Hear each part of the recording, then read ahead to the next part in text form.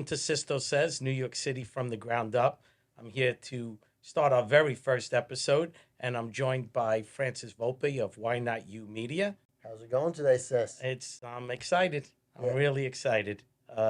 Long time coming, a lot of hard work to get here to start the podcast, and looking forward to bringing information about New York City construction, development, code and zoning laws. Exciting, super exciting, to be honest with you. Well, sis, so I gotta say, I was very happy to hear when you said that you wanted me to come on the podcast and help you put together this first episode. But this is about you, right? This is about you. Just to give people a little background, you came to us. You were like, we gotta start doing something different. We gotta spice up this industry. Absolutely. And you have such a great personality. You're personable. Your network is vast. And immediately it was podcast. It was perfect. It was perfect. But give people that don't know you, that do know you, a little insight. Like, we're in this beautiful building here, your building for your company. Yeah. Talk about it, how this got started. So it started a long time ago. I was a young kid in Astoria, Queens, and I always wanted to be an architect. And I was fortunate enough to have a really dear friend who was an architect in New York City practicing, went to Cooper Union at night, which is one of the elite architectural schools in New York City, actually in the world. And he became my mentor. And he helped navigate through my Italian family where I could and couldn't go to school, and opened up their eyes to not being so conservative and allowing me to go to Brooklyn Tech, to go to City College, which was uncomfortable for them. They wanted me to be in the neighborhood. They didn't like, me traveling on the train to Brooklyn. But Joe was a very positive person in my life, and he guided me through all of those places. And the story about how design started was I actually was a junior in college in 1986, and I was working for a plumbing company, and I was a draftsman. I was doing some drawings here and there. And one day, my mentor, Joe Simmons, called me up and said, "Hey, sis, I need a favor." I said, "Joe, whatever you need, you're like a dad to me. Whatever you need, I'll do it for you." So he said, "Well, I need a permit. Can you go to the Queens Building Department and get me a permit?" I was like, "Whatever you need." So I leave Queens. I get on the train. I go to the West End of Manhattan. I get there. He tells me what to do. He gives me this folder with a whole bunch of paperwork in it. And he says, "Okay, get on the train and go down to where the Queens Courts are on Queens Boulevard in Kew Gardens." Of course, too dumb to know what I was getting myself into, right, Fran? Okay, yeah, no problem. I'll do it. Young no problem. kid, wet behind the ears. Why not? 19 years old. Yeah. So I go down there, and I get to the building department, and I'm completely lost. And I get up there, and there is just complete chaos. The only thing that I could relate to was like being at motor vehicle when you first got your driver's license, and you get there, there's a million people running around. There's lines. Everybody's uncomfortable. Nobody's happy. The whole world is mad. Yeah. And I get there, and I wait online, and I go to the first person I see and said, "Listen, my boss sent me down here. I need to get a permit." And this wonderful lady says, "Well, you have to wait on this line." So I wait on the line. Line of 1,000 people. Exactly. And no one's happy. Everybody's unhappy. They don't want to be there, Of course. and they don't want to deal with the bureaucracy of New York City. But yet there's a place that, New York City requires that you have permits and you have laws to protect people, to protect the people that live in the building. So all of those things are actually incredibly important to living in New York City and thriving in New York City. So I wait online, I get to the window, and there's this very happy person who says, "How can I help you?" And I said, "Miss, I have no clue what I'm doing. It's the very first time I'm here. I don't know how to get a permit. But if I don't go back with this permit, my boss is going to be really mad at me." And this woman politely smiled and said, "I can help you." And Wow. she literally created part of my company at that very moment. And it starts with goodness in people. Yeah. It starts with goodness in people, because if that woman 36 years ago, in my 20s, late teens, early 20s, would have been very uncomfortable to me, I probably wouldn't be in this business. So part of goodness comes other things. And I proceeded to get the permit. And the best part of the story is I get out of there in a few hours and I drive back up, get back on the train. I go back to Manhattan and I go see Joe. And the first thing he says to me is, "What are you doing back here so soon?" I said, "No, everything went great. I got your permit." He goes, "No way." I said, "Yeah, I got your permit." He goes, "That's impossible. The guy I use usually has to go like 3 or 4 times, and I have to make up a story to my client why we can't get the permit." Oh my So I'm like, gosh. "Oh my God, this is crazy." So I give him the permit, and I can remember it clear as day. He worked out of his home, and he had a big door, like all old time architects with little with some stands on the end, and he wrote me a check, and it was 1986, and I grabbed the check, I put it in my pocket, and I left. And I had to go back up to to school at City College, so I was going to take the train uptown. And when I got to the train, I pulled the check out of my pocket, and he wrote me a check for $250. And I stopped for a second. I said, "Wait a second, I got to go back upstairs." So I go to the doorman, I run up the stairs, and I see Joe. I'm like, "Joe, you must have made a mistake. He gave me $250. He goes, "No, no, that's what the other guy charges." So I go, "Joe, hold on a minute. Pour me a cup of coffee and give me one of those Camel cigarettes with no filters," because that's what he smoked. He goes, "Why? What's up?" I said, "I got to ask you a question. The person behind me had 6 of these. Did he just make like $1,500? He goes, "Oh, absolutely." I said, "Joe, thank you. I know what I'm going to do for the rest of my life." Wow. So that one moment just created Sisto. Created Sisto, created Design 2147, created energy, created energy because I always felt that part of what I wanted to be was I wanted to be able to walk through Manhattan and say, I was part of this skyline. I was part of what New York City looks like today. So for the last 36 years, we have touched projects throughout New York City, Brooklyn, Queens, Staten Island, the Bronx, and we have been an integral part of what New York City looks like by filing the plans, getting the approvals, allowing people to get their certificate of occupancies to move into their buildings. So that was the point. But I started this idea and now I had to implement it. And implementing comes from what you're really good at, which is meeting people, networking. And I think that is where a business is always starts, because you could be the smartest person in the world. You could have the greatest idea, but if you can't reach people and if you can't connect with people, it doesn't work. And I've been very fortunate in my life that God gave me the gift of gab.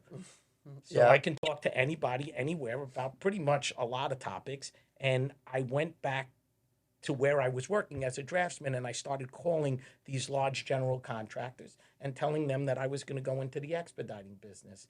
And I went back to college and I recruited a couple of friends and we started the company, and we started with some small projects and small ideas. And then as time went on, the business kept getting bigger and bigger. And a few years later, I was a good student. I was like a 3-4 student, and I had the gift of gab, but I didn't have the gift of writing. Okay. It wasn't my strong point. Reading, law, and things like that. So I went to a friend of mine from high school and a childhood friend, Dominic Shinko and Sergio Guiano. They were 1 and 2 in high school of 1,500 kids. Wow. They were top of their class in architecture. They were a few years older than me, and I said, I may not be the smartest guy, but I'm going to recruit 2 of the smartest guys I know. Hey, that's the smart thing to do. Right. So, lo and behold, we're 36 years in. We have been together the entire time. So, Dominic and Sergio and I have been running design and doing this for almost. It's you've been doing it longer than I've been alive. That's right. and it's And it's honestly, you hear a story like that, right? And obviously, there's probably more details and deeper things, but you hit on, growing up with your family background, growing up in Queens and things like that. It'd be great for you to give some insight about how growing up there with your family dynamic, and I know if your father and everything was a great inspiration to you, but like how that molded you into who you are today. Because you've said to us off camera, there's a lot of guys that do what you do, right? There's a lot of Correct. companies, but something makes you different. And the thing that makes you different has to stem from how you were also raised. 100%. I think that value systems are a big part of that make us. My father was an Italian immigrant, came here, worked on a garbage truck, like his brothers, and their work ethic was second to none. They just didn't believe in failure, and when they failed, it motivated them to work harder. Yeah. There's certain things that I believe in any business that hard work creates luck. I live my life every single day when I wake up believing that something good will happen. And that good comes from making your own luck. And making your own luck means, to me, meeting people, believing in the value system of hard work, family, tradition, and I think that design has a lot of that because the three of us grew up in a very similar background. And regardless on projects, if we're out of revenue, we always finished our projects. We never went and stopped. And I think that's where it comes from, that value system that my dad had, of no matter what, you have to work, and you have to work harder, and you have to work smarter. And I believe that even today, times are tough after COVID. Oh yeah. Working harder. I just turned 58.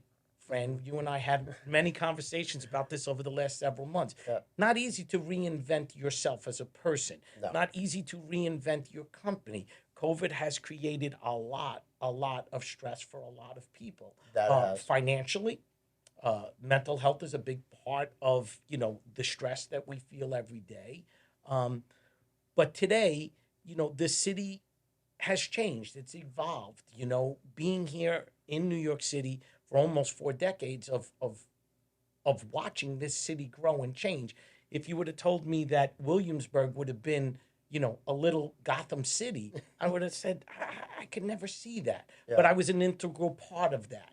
We filed a lot of buildings there. We saw the transformation. We saw the good and we saw the bad. Of course.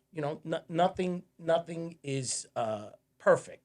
And we see that transformation now into your neck of the woods. Yep. We see wherever there's a train line going into New Rochelle or Yonkers Yeah. or Mount Vernon, there's this fancy building getting built in these neighborhoods. Tons of them. It's insane. White Plains, New Rochelle, Portchester, everywhere. Things are being built. It's a constant building of buildings. Exactly. So, that's what I love about my life in New York City, is that I could walk down the street and I could look around and say, wow, 18 years ago, we filed that new addition at Columbia University. Wow. Or, wow, we worked on 9 towers down on Delancey Street to revamp the entire fabric of a neighborhood. And we worked on it for years. Some of our approvals can take 5-6 years. Some ideas can take 20 years to get off the ground. You're legitimately a piece of history. Correct. That's really what you are. I didn't have the pleasure of driving around with you and Tony and Michael, but they told me they were like everywhere, every building we drove by, Sisto was like, "Oh, we help with that. We help with that." Like you're legitimately an integral part of building what New York City has become in regards to just architecture. So you've become such an integral part of New York City and these buildings and what you're a piece of history. Yes. But something that you mentioned in the beginning that I think is super important for anyone watching this that's starting a business, in business, or whatever they're trying to do. You talked about relationships. Yes. And I said it before, a lot of people do what you do, and you have competitors. It's part Of course. of any business. Part of any business. Any business. But something that you have is a Rolodex of relationships. 100%. So you definitely have to dive into that about what that has done, because you said, your partners, you recruited some of the smartest guys, but you've gone out and built relationships with so many people. What is that? Just dive into that.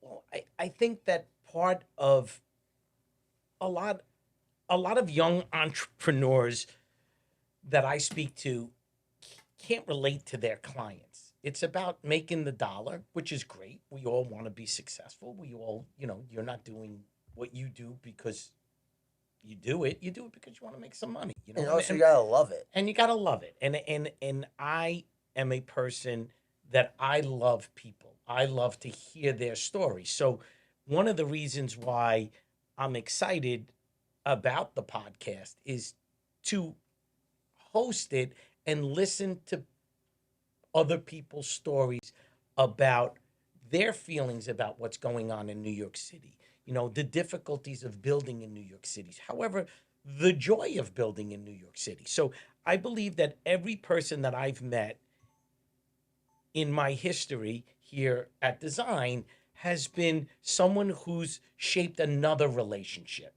That person gave me an idea. That person told me a story. That person gave me, courage to go meet the next person. And then from there, meet the next person. So over the years, a lot of our customers have been with us for 35 years. That's insane. And if anyone knows anything about customer satisfaction, that's a very, very difficult thing. Now, have we lost customers? Of course, everybody does. Have we gained new ones? Sure. But that relationship goes beyond just service. One of the things that I always pride myself on is that I am in sales. And being in sales means that you're never really on vacation. The phone rings, you pick it up, and you don't know where the next big job is going to come from. Nope.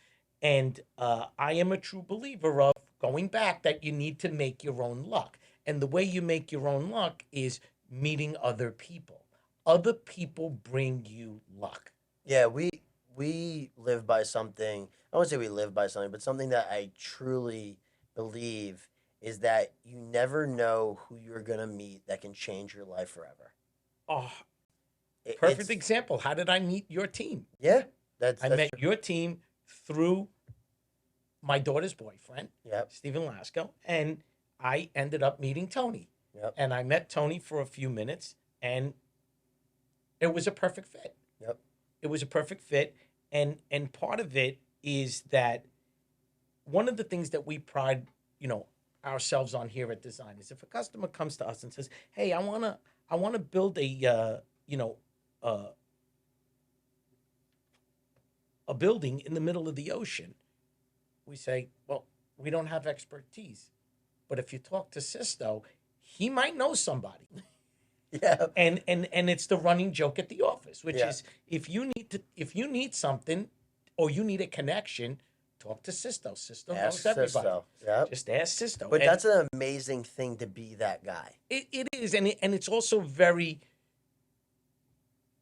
pleasurable that people can come to you as a resource And trust you. with no obligation. No. They're not calling you going, "Oh, he's going to charge me." No, I'm here to help you. I'm your friend. I'm your colleague or something. I'm your colleague. Yeah. So,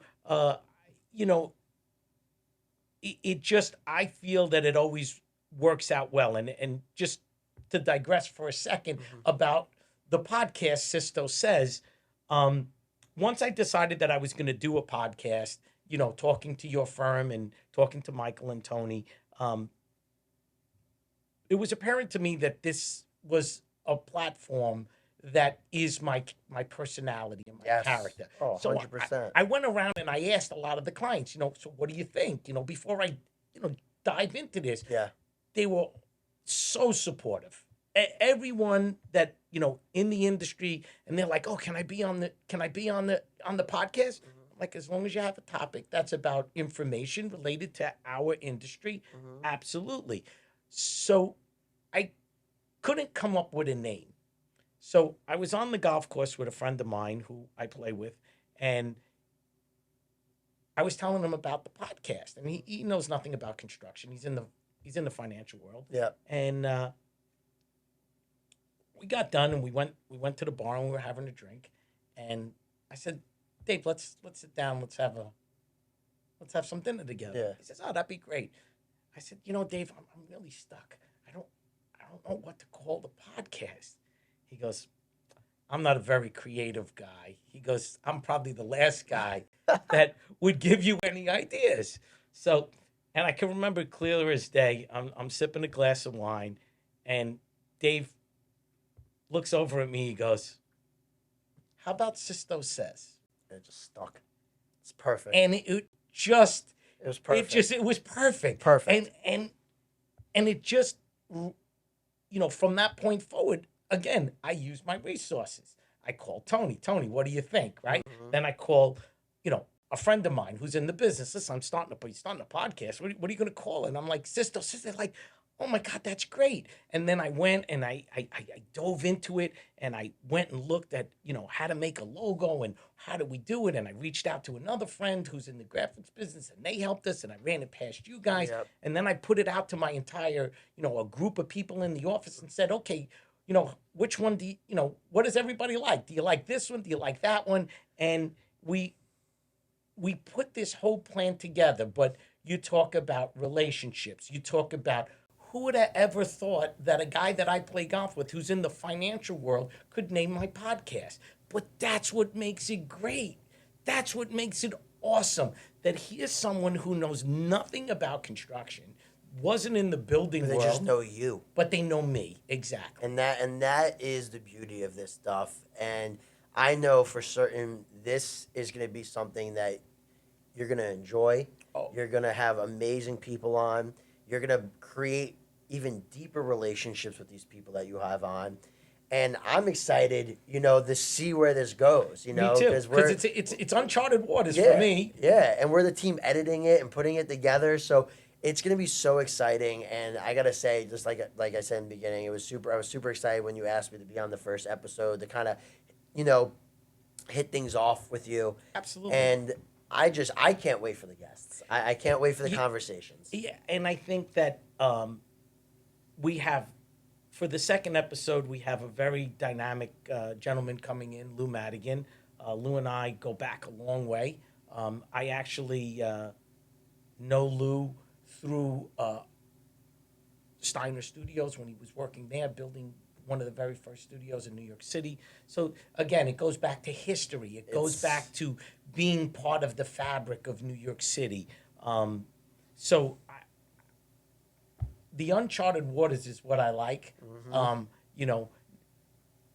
come into this with very little expectation, Fran, and I think that that's one of the things that, I connected with you from the first time we met, that my expectation is to be informative, to give people in New York City information about building in this great place. And I think that having an expectation of it being genuine is really what I'm excited about. And I agree. It's going to be an exciting road. Like you said, it's uncharted waters for you. No one else in your industry is doing this. You're a first mover, first to market, and your personality was just perfect for a podcast. So I know, I'll let you close it out, though, Sisto. I'm excited for your guest to come on here. He'll be here soon.